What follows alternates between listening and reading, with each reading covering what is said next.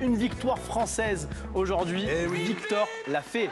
Effectivement. On aura... famille, le bien nommé. Oui, bien sûr, évidemment. On n'aura pas attendu, on aura attendu seulement le deuxième jour pour voir une victoire française sur le Tour. Victor Lafay remporte pour la première fois de sa carrière une étape sur le Tour. À 1 km de l'arrivée, le coureur Cofidis attaque et va au bout de son effort pour s'offrir une belle victoire à San Sebastián. À noter que c'est la première victoire sur le Tour de France pour l'équipe Cofidis depuis 2008. Adam Yates conserve son maillot jaune, Pogacar est deuxième au général, Lafay quatrième devance Van Aert et Vingegaard. Et on va écouter la réaction du vainqueur de l'étape au micro de Claire Bricogne et Charles-Antoine Nora. Je réalise pas encore vraiment, mais c'est vraiment génial. Tout le monde qui me tombe dessus, quand j'ai passé la ligne, j'y croyais pas. Je me suis dit, mais il y a vraiment personne devant moi là. Et faut un truc de fou. Hier, j'étais pas très content à l'arrivée de mon résultat avec les jambes que j'avais. Et aujourd'hui, j'avais de moins bonnes jambes, mais je suis content du résultat là. Alors j'annonce. Chaque jeu de mots sera sanctionné d'un carton jaune évidemment, parce qu'on l'a entendu depuis 17h30 tout à l'heure. Victor l'a fait. La une de l'équipe d'ailleurs demain. Victoire l'a fait là, c'est une petite variante et c'est pas mal. Si vous souhaitez. Voilà, Victoire l'a fait, c'est pour ça je l'avais en tablette devant moi et mon texte. Victoire l'a fait. Victor l'a fait, Patrick Chassé. On n'a pas vu venir celle-ci, cette victoire aujourd'hui, deuxième étape. On avait attendu la 19e étape l'an dernier pour voir une victoire française. Bon, tranquille, c'est bon, on attaque bien ce Tour 2023. Ouais, on pourrait presque y voir un point commun finalement, parce que si vous vous souvenez, l'année dernière à Cahors, Christophe Laporte, qui est un sprinter, ce que n'est pas Victor Lafay, avait anticipé le sprint.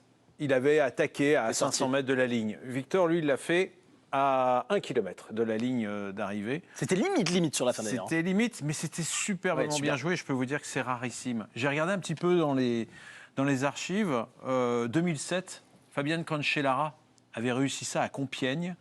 C'était une échappée matinale qui était en train de mourir. Il s'observait un petit peu. Il était sorti du peloton. Et c'était déjà d'ailleurs en tout début de Tour de France. Je crois que c'était la 4e étape. Et il avait réussi à gagner. En plus, il avait le maillot jaune puisqu'il avait gagné le prologue sur les épaules.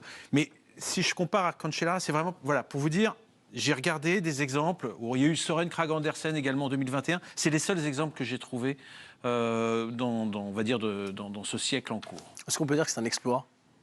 Pour lui, c'est un exploit, c'est indéniable. Pour l'équipe Cofidis aussi, puisqu'il n'avait plus gagné depuis 15 ans. Ça commençait à faire long. Ça nous ramenait au temps où cette équipe était dirigée par Éric Boyer. Donc, vous voyez, il a même eu une carrière de consultant sur la chaîne L'équipe depuis. Donc, c'est vous dire quand même si le temps est passé vite. Oui, pour lui, c'est un exploit. Et même par rapport à la façon, encore une fois, la manière qui est la sienne, derrière lui, il n'y a que des champions. Et c'est vrai qu'on a de cesse de rappeler que ce type est à chaque fois capable du meilleur et du pire. Alors, ça a son pendant, effectivement, il n'est pas toujours régulier, donc il ne peut peut-être pas devenir demain un coureur sur des classements généraux, mais en tout cas, c'est un coureur, quand il est dans le final, il a une excellente lecture de la course. Il n'y a pas beaucoup de Français qui sont capables de faire ça, malheureusement. C'est-à-dire souvent, mais dans le sport en général, quand on est au moment de conclure, ça ne se passe pas exactement comme même si on a montré qu'on était le plus fort, lui, il ne se rate pas. Claire Bricogne qui est avec nous, envoyée spéciale pour la chaîne L'équipe sur le Tour de France. Salut Claire, vous êtes en compagnie de Charles-Antoine Nora. On reste sur Victor Lafay. On a beaucoup vu Victor Lafay cette saison sur la chaîne L'équipe, d'ailleurs. On l'a beaucoup vu sur la chaîne L'équipe et je voulais intervenir sur ce que était en train de dire Patrick. Bonsoir à tous et bonsoir Patrick également. Victor Lafay, c'est un habitué de ce type de finale, parfois sanctionné, justement repris dans les derniers kilomètres, et c'est ce qu'on a vu sur des courses plutôt importantes ces dernières saisons. On a vu ça sur Tirreno Adriatico cette année, on a vu ça aussi sur le Tour du Pays Basque l'année dernière. Bref, c'est quelqu'un qui a l'habitude, et on l'a déjà entendu se faire reprendre comme ça à quelques mètres, et aujourd'hui c'est vrai qu'il a bouclé la boucle d'une manière parfaite. Et pour revenir sur ce qu'il a fait sur la chaîne L'équipe cette saison, en effet, il y a eu notamment la classique Grand Besançon-Doubs qu'il est allé gagner, et ça Patrick pourra vous en parler également d'un coup de maître, parce que tactiquement il est aussi très très fort en fait, Victor Lafay, c'est-à-dire quand il veut vraiment aller jusqu'au bout, il arrive à avoir des réactions très intelligentes, et c'est ce qu'il avait fait à ce moment-là en jouant avec Guillaume Martin, son coéquipier qui était en contre derrière. Et nous on l'a connu depuis très longtemps, depuis 2018, Victor Lafay, on l'avait sur la chaîne. Il avait remporté l'étape du Tour à l'époque, c'est-à-dire une course pour les amateurs en fait de cyclisme qui est liée au Tour de France évidemment. C'est lui qui était allé la gagner quelques semaines avant de passer professionnel dans les rangs de l'équipe Cofidis. Et nous, on l'avait reçu quelques semaines après sur le plateau du Tour du Limousin. Et déjà, il y avait beaucoup de flegme de son côté, beaucoup de décontraction. Et sur le Tour du Limousin, il était là pour accompagner ses coéquipiers. Mais tout le monde nous en parlait en nous disant attention, pépite du côté de Victor Lafay. Il l'a prouvé aujourd'hui. Ouais, Victor Lafay, bien sûr. Une question peut-être, Dave? Oui, j'ai une question pour Patrick. Pour ceux qui ne le connaissent pas, on comprend que c'est un coureur de coups, qui réussit des coups, qui les joue bien, qui a du flair. Claire l'a dit, quelqu'un qui est capable, quand il est dans ces situations-là, d'être malin, d'être intelligent. Qu'est-ce qui fait qu'on peut, on l'imagine pas en tout cas aujourd'hui, être beaucoup plus constant dans les premiers rôles, en fait, voilà, pour les novices, quoi. Ah, ça va être compliqué. Hein. C'est compliqué de changer la nature d'un coureur. C'est pas un coureur qui est...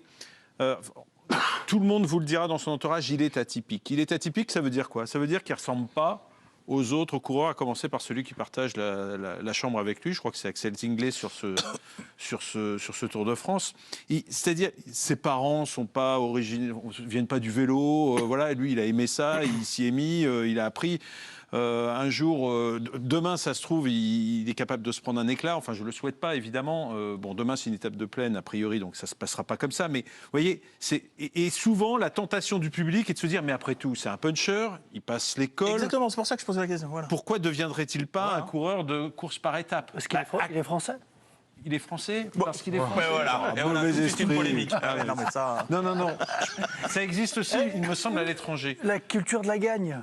Mais on a l'exemple de, je sais pas, on a eu toute la journée Nelson Powles qui était devant. C'est un Américain, c'est un grimpeur, et tout le monde s'est dit tiens, pourquoi il va chercher seulement le maillot de meilleur grimpeur alors qu'il pourrait viser le classement général, d'autant que son leader Carapaz a abandonné hier. Donc voilà un exemple d'un type qui est pas forcément fait pour faire le classement général. Et pourtant, il a les qualités pour passer la montagne. Et faut pas l'oublier, aujourd'hui, il n'y a pas beaucoup de contre-la-montre sur ce Tour 2023. Donc c'est pas non plus la spécialité d'ailleurs de Victor Lafay. Donc oui, pourquoi pas? Mais non, parce que c'est pas dans ses gènes. Enfin, est-ce que c'est facile, franchement, de changer la nature profonde d'un sportif quel qu'il soit? La tentation, la pression, en tout cas, elle va être... Faut pas oublier qu'il y a un leader dans cette équipe, Guillaume Martin, pour le classement général. Et puis, on est réaliste. On sait, j'ai entendu aussi beaucoup de sarcasme. Ouais, Guillaume Martin, il va encore viser un top 10, ils en sont même pas sûrs. Mais attendez, on fait avec les moyens du bord et ils ont déjà gagné une étape, eux. Donc finalement, ils sont réalistes et pragmatiques et ça marche. Claire, on reste sur le côté atypique d'ailleurs de Victor Lafay. Vous vouliez ajouter quelque chose, je crois. Oui, il y a beaucoup de choses à dire. Patrick a commencé à le dire et de belle manière. C'est vrai que c'est ce qu'on nous signale depuis très longtemps, depuis que nous aussi on le côtoie. Victor Lafay, il est atypique justement. C'est quelqu'un qui en fait ne se prend jamais la tête. C'est un petit peu ce que vous allez entendre parce que nous on a eu la chance tout à l'heure avec Charles-Antoine Nora de rester aux alentours du bus Cofidis et de voir les coéquipiers rentrer un à un. On en a profité pour leur poser une ribambelle de questions sur Victor Lafay. Je vous laisse les écouter, puis j'ajouterai quelque chose juste après. Bah ouais, pas mal Victor, pas mal, bien joué. Ouais, il arrive toujours à nous surprendre.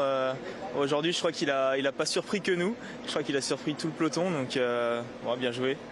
Ouais, c'est vrai qu'il a toujours gravi les échelons et même dans l'équipe, donc c'est un gars qui prend confiance aussi en lui et ça montre que pour la suite, ce sera sûrement un très grand coureur. Il est impossible à décrire parce qu'on ne sait jamais à quoi s'attendre, c'est la preuve aujourd'hui. Et on sait qu'il est capable des plus grands numéros. Ouais. Bah, c'est marrant parce que c'est mon collègue de chambre, du coup il va me saouler ce soir avec ses messages et je vais passer une mauvaise nuit, je pense.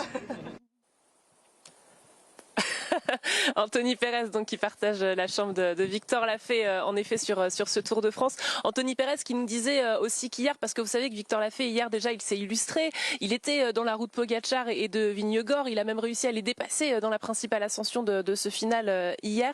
Et il nous a dit, bah voilà, hier, on a commencé à en parler, on a débriefé un petit peu. Puis à un moment donné, Victor, il m'a dit, bon, on joue à quoi maintenant? Donc très vite, il est passé à autre chose. Et c'est ça vraiment que les coureurs mentionnent à chaque fois, cette capacité à s'en moquer, à lâcher prise à un moment donné, à être ailleurs. On se moque aussi du fait qu'il se lève un peu tard, qu'il peut arriver en retard, etc. Mais ça fait vraiment partie du personnage qui reste vraiment sympathique. En tout cas, ça fait vraiment partie des coureurs qu'on surnomme ou qu'on coche pour cette raison-là. peu artiste. Vraiment. Moi j'ai une petite question. Il y a une stratégie de course normalement. Le directeur sportif, il met une stratégie. Est-ce qu'à ce moment-là, il lui dit à 1 kilomètre de la fin, vas-y, pars, fonce, ou tout d'un coup, il a décidé une lumière et il est parti? De ce que j'ai entendu du coureur, apparemment, c'est lui qui a eu... Et je pense que son directeur sportif, de toute façon, lui fait confiance. Encore une fois, il a une bonne lecture de la course. Donc, je ne sais pas, peut-être qu'il y a eu des consignes. Lui, dans les interviews qu'il a données d'après-course, disait bien que... il avait compris, il y a eu plusieurs attaques, il y a eu Pidcock notamment qui a attaqué. Le peloton était réduit quand même à 20-25 unités. Ne pouvait pas courir après tout le monde. Il y avait un grand sprinter, c'était Van Aert, qui espérait gagner cette étape. Lui, il a compris qu'il y avait un moment de flottement qui correspondait au sommet d'une dernière petite côte, pas le Raiskibel, une dernière petite côte qui était à l'entrée de Saint-Sébastien. Il s'est dit, c'est le moment, sur ce sommet-là, d'y aller parce que tout le monde a mal et personne ne va forcément courir après. Vingegaard, il n'est pas terrible quand même là-dessus. Vis-à-vis de Van Aert, il peut quand même prendre le relais sur 300 mètres. Ça ne va pas le tuer, non?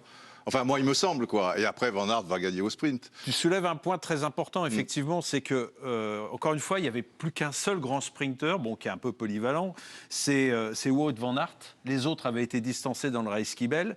Et en plus, il a la chance d'avoir avec lui 3 équipiers dans ce groupe. Qui ont beaucoup donné. Les 2 d'entre eux ont beaucoup donné, effectivement. C'est pour ça que lui...